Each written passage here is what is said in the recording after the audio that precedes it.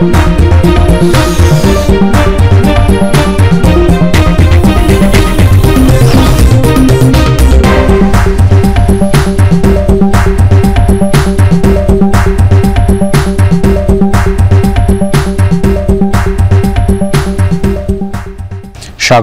এখন সকালে পুরো আয়োজনে আপনাদের সঙ্গে আছি আমি মশিউর অনেক।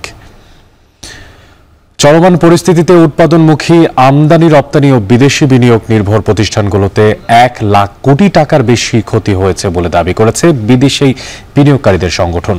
একই সঙ্গে মোবাইল ইন্টারনেট সহ ব্রডব্যান্ড সেবা বন্ধ থাকায় নেতিবাচক ধারণা তৈরি হয়েছে বিদেশি বিনিয়োগকারীদের মনে। অন্যদিকে বাংলাদেশ ব্যাংকের প্রতিবেদন বলছে 2023-24 অর্থ বছরে বৈদেশিক বিনিয়োগ কমেছে আগের এই সময়ের চেয়ে অন্তত 6%।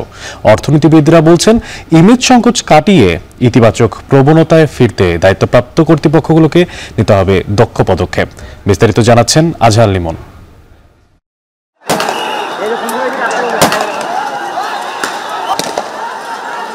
কোটা সংস্কার আন্দোলনকে ঘিরে সাম্প্রতিক সহিংসতায় শিল্প প্রতিষ্ঠানে হামলার বড় কোনো খবর পাওয়া যায়নি। তাই এই খাত এই অস্থিরতায় কতটা ক্ষতির শিকার হয়েছে তার স্পষ্ট কোনো ছবি নেই। কিন্তু উৎপাদনমুখী এই শিল্পগুলো ক্ষতিগ্রস্ত হয়েছে ঠিকই। আর এর কারণ শুধু অভ্যন্তরীণ বা আন্তর্জাতিক পণ্য পরিবহন বন্ধ থাকা নয়, ইন্টারনেট সেবা বিঘ্নিত হওয়াও।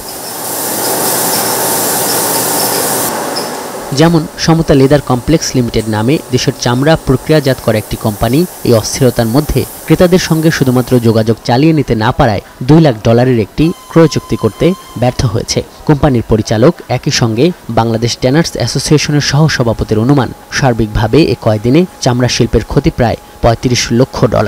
আমরা ইন্টারন্যাশনাল কল করেও কথা বুঝতে পারি না, কারণ কল গিয়েছে কিন্তু আমরা কথা ক্লিয়ারলি বোঝা যায় নাই, যার কারণে আমাদের এই মুহূর্তে যে অর্ডারগুলি ছিল এগুলি আমরা কনফার্ম করতে পারিনি। আমাদের প্রতিদ্বন্দ্বী দেশ এগুলি পিক আপ করে নিয়েছে।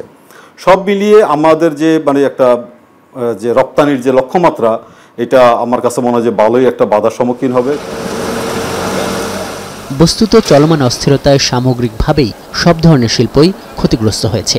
বিশেষ করে আমদানি রপ্তানিমুখী শিল্প, রেমিটেন্স নির্ভর সেবা প্রতিষ্ঠানগুলো এবং দেশের প্রতিষ্ঠিত বিদেশি বিনিয়োগ নির্ভর ব্যবসাগুলো। Foreign investors chambers of commerce and industry ফিকির পর্যবেক্ষণ, নতুন এই পরিস্থিতির কারণে ক্ষতির পরিমাণ প্রায় $10 বিলিয়ন, যা দেশের বাজেটের 8 ভাগের 1 ভাগ। Malaysia chamber of commerce and ইন্ডাস্ট্রির এই সভাপতি বলছেন, বিদেশি বিনিয়োগকারীরা পরিবর্তিত এই পরিস্থিতিতে সংশয়ে পড়েছেন।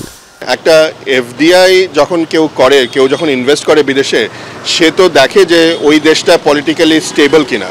যদি এই ধরনের একটা আনস্টেবল সিচুয়েশন হয়, তখন তো যারা ইনভেস্ট করার চিন্তাও করেছে তারাও একটু শেকি হয়ে যায়, তারাও 2-3 করে চিন্তা করে যে আমি কি করব না। সো আমাদের যে আনরেস্ট এই চলছে, এটা তো একটু তো হলেও ডিসকারেজ করছে আমাদের ইনভেস্টরদেরকে। সো বাংলাদেশে বেশ কিছু বিপিও কোম্পানি আছে যারা হয়তো রেজিস্টার্ড হতো আমেরিকাতে বা ইউরোপে, কিন্তু তাদের একটা বড় কাজ বাংলাদেশ থেকে হয় এবং হেডকোয়ার্টার বাংলাদেশে ঢাকায়। আমি অ্যাটলিস্ট 3টা কোম্পানির কথা জানি যারা ডিসাইড করেছে এই ইন্টারনেট ব্ল্যাকআউটের পরে যে তারা বাংলাদেশে আর তাদের হেডকোয়ার্টার রাখবে না। সংশ্লিষ্টদের কথা এটা স্পষ্ট, সপ্তাহব্যাপী ইন্টারনেট সংযোগ না থাকা কিংবা বহির্বিশ্বের সঙ্গে যোগাযোগ বন্ধ থাকা কিংবা চলমান অস্থিরতা বাংলাদেশ সম্পর্কে বিদেশিদের মনে নতুন একটি ধারণা তৈরি করতে পারে। কিন্তু এটাও তো ঠিক, ভিন্ন একটি দেশে বিনিয়োগ করে ব্যবসা পরিচালনা করার সিদ্ধান্ত রাতারাতি হয় না। প্রশ্ন হলো, এর আগেও কি বাংলাদেশে বিদেশি বিনিয়োগ পরিস্থিতি সন্তোষজনক ছিল? বাংলাদেশ ব্যাংক থেকে পাওয়া 2023-24 অর্থ বছরের 11 মাসের তথ্যে দেখা গেছে, জুলাই থেকে মে মাস পর্যন্ত আগের অর্থ বছরের চেয়ে 6.5% কমেছে বিদেশি বিনিয়োগ। জাতিসংঘের বাণিজ্য ও উন্নয়ন বিষয়ক সংস্থা আংটাডের প্রতিবেদন অনুযায়ী এই প্রবণতা আরও নেতিবাচক। বিশ্ব বিনিয়োগ রিপোর্ট বলছে, 2023 সালে বাংলাদেশে বিদেশি বিনিয়োগ কমেছে 14%, যদিও ওই বছরে বৈশ্বিক বিদেশি বিনিয়োগ প্রবাহ 2% কমেছে বলে উল্লেখ করা হয়। কিন্তু যেখানে 2022 সালের রেকর্ড $348 কোটি বিনিয়োগ এনে 45টি স্বল্পোন্নত দেশের মধ্যে তৃতীয় অবস্থানে ছিল বাংলাদেশ, সেখানে অস্থিতিশীল প্রবণতা কেন?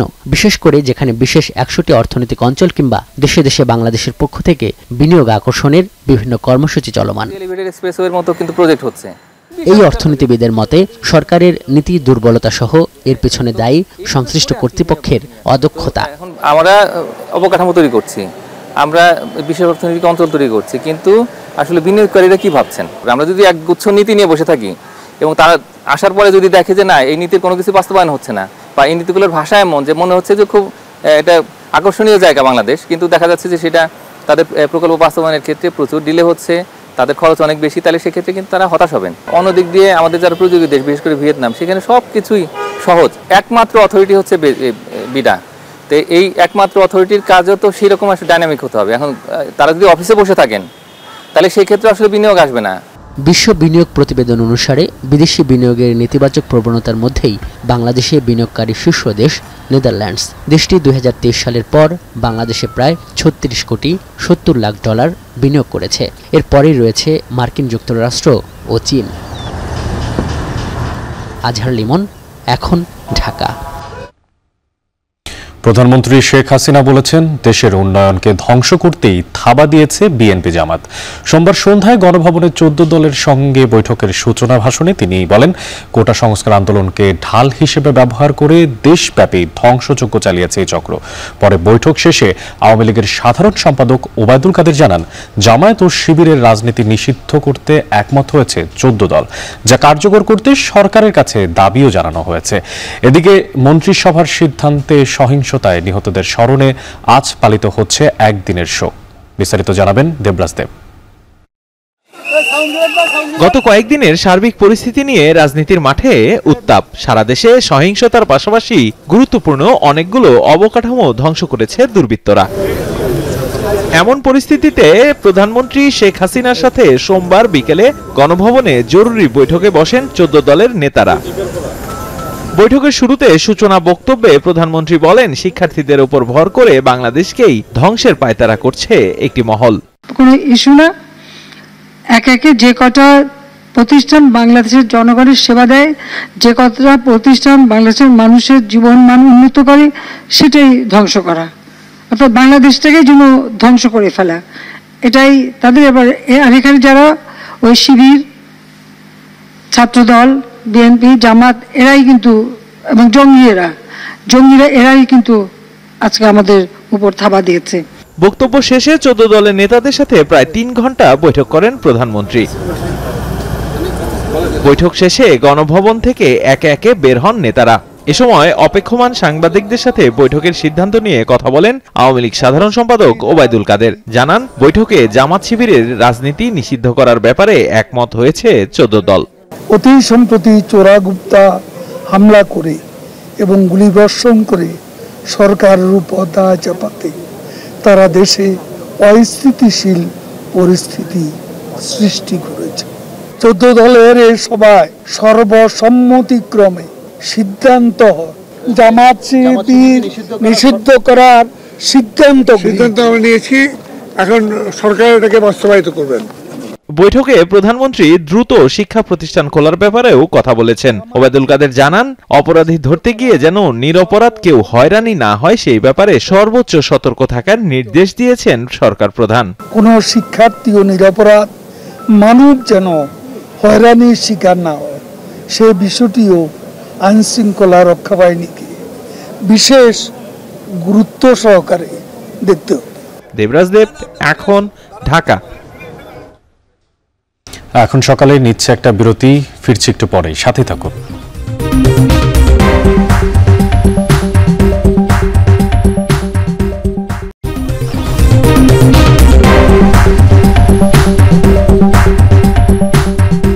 বিরতির পর ফিরে এলাম, আপনারা দেখছেন এখন সকাল। সিলেটে দফায় দফায় বন্যা ও চলমান পরিস্থিতি কিছুটা সামলে সরবরাহ বাড়ায় সবজির দাম কিছুটা কমেছে। তবে এখনো চড়া দামে বিক্রি হচ্ছে বরবটি, কাঁকরোল সহ বেশ কিছু মৌসুমী সবজির সরবরাহ ও দাম নিয়ে আরো জানাতে নগরীর সোভানীঘাট থেকে যুক্ত হয়েছেন সহকর্মী রাকিবুল রাফি। রাফি, এই মুহূর্তে তো আপনি আছেন সুবহানীঘাটে, তো একটু জানাবেন যে সরবরাহ পরিস্থিতি কেমন দেখছেন, আর পাশাপাশি কোন সবজি কত দরে বিক্রি হচ্ছে, কি তথ্য আছে আপনার কাছে? অনেক এই মুহূর্তে আমি দাঁড়িয়ে আছি বৃহৎ পাইকারি আড়ত সবজির সোভানীঘাট এলাকা, যেখানে গত কয়েকদিনের চিত্রটা কিছুটা ভিন্ন ছিল। আসলে বিক্রেতা থেকে আড়তদাররা যারা আছেন তাদের সংখ্যা অনেকটাই কম এবং পর্যাপ্ত ট্রাকের পরিমাণের সংখ্যা আমরা পাইনি, এবং ছোট ছোট যে পিকআপগুলো রয়েছে স্থানীয় বাজার থেকে আসে যে পিকআপগুলো, সেগুলোর সংখ্যা অনেকটা কম ছিল। তবে আজকে সকালের চিত্রটা অনেকটাই ভিন্ন, কারণ আজকে সকালে এসে দেখেছি যে আসলে ট্রাকের পরিমাণ অনেক বেশি, পিকআপের পরিমাণ অনেক বেশি, এবং ভ্রাম্যমাণ বিক্রেতারা যারা রয়েছেন তারাও কিন্তু এই সবজির যে পর্যাপ্ত সরবরাহ পাচ্ছেন এবং তারা অনেক খুশি আছেন, কারণ এই যে বিগত কয়েকদিনে যে ব্যবসা বাণিজ্য আছে সেটা কিন্তু অনেকটাই তাদের একরকম লোকসানে ফেলে দিয়েছিল। তবে এখন পর্যন্ত যে অবস্থা, আসলে পর্যাপ্ত পরিমাণ সবজি থাকায়, সরবরাহ থাকায় কিন্তু তারা বেচা কেনা করতে পারছেন, এবং গতকাল থেকেই কিন্তু ট্রাকের যে পরিমাণটা সেটা কিন্তু বাড়তেই ছিল, এবং এই যে এখন সকাল থেকে 100 থেকে প্রায় 120টা ট্রাকের মতো এখানে এসেছে, এবং মৌসুমী যে সবজিগুলো সেগুলো সরবরাহ অনেকটাই ভালো।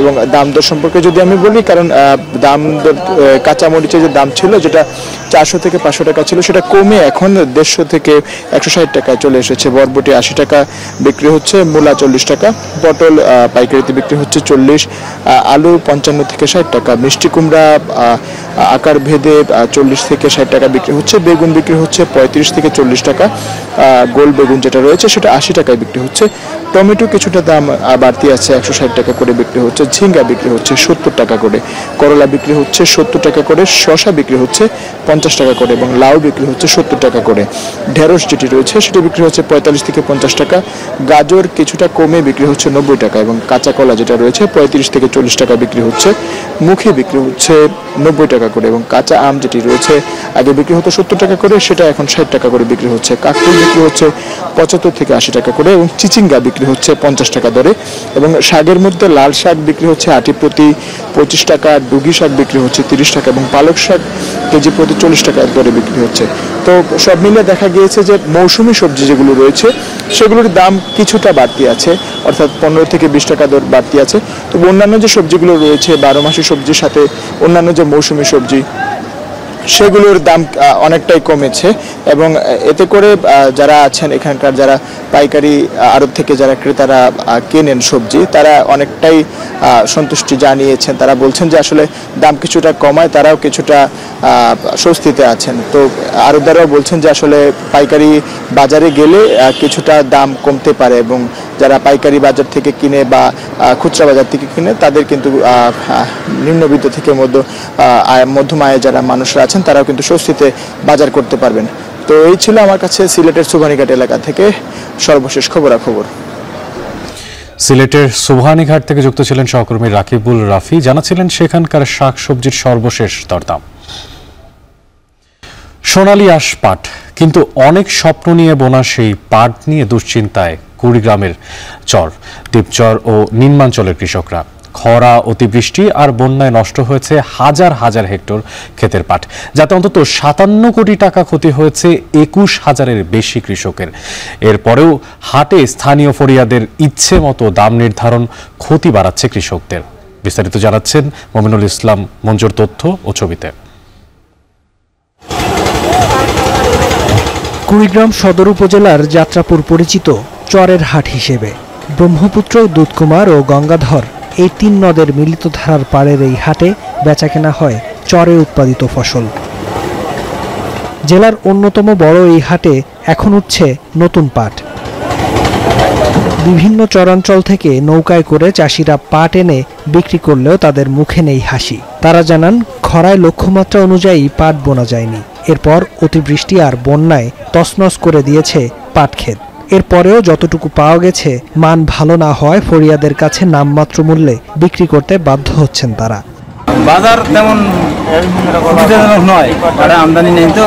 সেমার বাট্টা মনে করে চলছে 2700, 2800, 2900, আর ভালো বাট্টা চলতেছে 3000-3100। 1 জায়গার মধ্যে 2 জায়গার পাটটা নষ্ট হয়ে গেছে বন্যায়। খরাতে মরি যায় পাট এখন হয়েছে 10 মণ, হলে 20 মণ, সে জায়গাতে অর্ধেক হয়েছে 10 মণ। এবার জেলায় 17,950 হেক্টর লক্ষ্য ধরা হলেও 685 হেক্টর কম জমিতে পাট আবাদ হয়। এর মধ্যে খরা ও বন্যায় 2,884 হেক্টর জমির পাট পুরোপুরি নষ্ট হয়। এমন অবস্থায় পানি নেমে যাওয়ার সাথে সাথে নাবি জাতের রোপা আমন বা আগাম রবি ফসল আবাদের পরামর্শ দিচ্ছেন কৃষি কর্মকর্তারা। যেখানে যেখানে পানি নেমে গিয়েছে, বন্যার পানি নেমে গিয়েছে, তাদেরকে আমরা দ্রুত রোপা আমন চাষের জন্য উদ্বুদ্ধ করছি এবং যেখানে রিসেন্টলি 15 দিনের মধ্যে পানি নেমে যাবে সেগুলোতে মাসকলাই এবং পরবর্তীতে আমরা আগাম জাতের ভুট্টা, সরিষা এবং শাকসবজি চাষ করার জন্য কৃষকদের উদ্বুদ্ধ করছি। জেলায় ২১,৩৪৬ জন চাষির ১০,২৪০ টন পাট নষ্ট হয়েছে, যার আনুমানিক বাজার মূল্য ৫৭ কোটি টাকা। এখন কুড়িগ্রাম। এখন সকালে নিচ্ছি আরেকটা বিরতি, ফিরছি একটু পরেই, সাথেই থাকুন।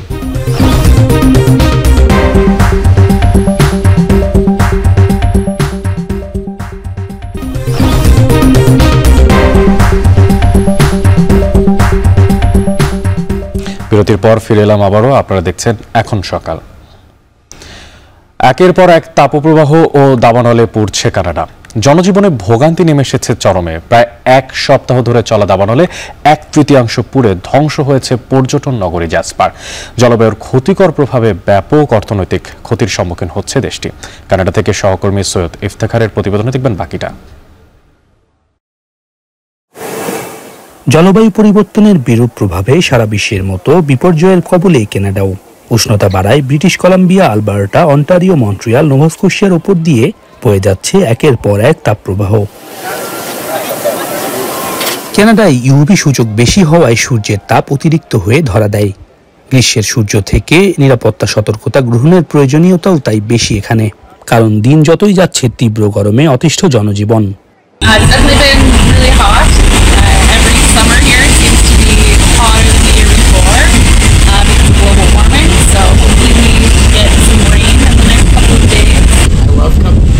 In the summertime because it's just so pretty, it's just so nice. The weather, sometimes it can be pretty hot. তীব্র গরমের পাশাপাশি দাবানলের আগুনেও পুড়ছে অ্যালবার্টা সহ বেশ কয়েকটি প্রদেশ। অন্তত 1/3 পুড়ে ধ্বংস হয়েছে পর্যটন নগরী জ্যাসপার। ভয়াবহ দাবানলে সবচেয়ে ক্ষতি হয়েছে শহরটির জাতীয় উদ্যানের, যা এই পার্কের ইতিহাসে 100 বছরের বেশি সময়ের মধ্যে সবচেয়ে বড় দাবানলের ঘটনা বলে উল্লেখ করা হয়েছে। এমনকি পুড়ে গেছে দমকল প্রধানের বাসভবনও। That night, as things were happening, we were out on tactical patrols and looking for spot fires and doing everything we could to protect the town. It was unfortunate, I did lose my own home in that and did notice that when I was out on my patrols. প্রায় 1 সপ্তাহ ধরে চলা দাবানলে আলবার্টার Jasper থেকে সরানো হয়েছে 25,000-এর বেশি পর্যটক সহ স্থানীয় বাসিন্দাদের। প্রতি বছর 20 লাখেরও বেশি পর্যটক ঘুরতে আসেন এই শহরে। তাই আবহাওয়ার এমন বিরূপ আচরণে অর্থনৈতিক ক্ষতির মুখে পড়েছে পুরো অঞ্চল সহ কানাডা। প্রতি বছরই এই সময়ে দাবানলে ব্যাপক ক্ষয়ক্ষতির সৃষ্টি হয়। গেল বছরও পুড়ে ছাই হয় 80 লাখ হেক্টরের বনাঞ্চল ও নানা স্থাপনা। সৈয়দ ইফতেখার, এখন কানাডা। শেষ করছি এখন সকাল। এখন টেলিভিশন ওয়েবসাইটে দেখতে ভিজিট করুন www.ekhon.tv। এছাড়া এখন টেলিভিশন ফেসবুকে দেখতে ভিজিট করুন facebook.com/tv.ekhon এবং ইউটিউবে এখন টেলিভিশন দেখতে ভিজিট করুন youtube.com/c/ekhon tv।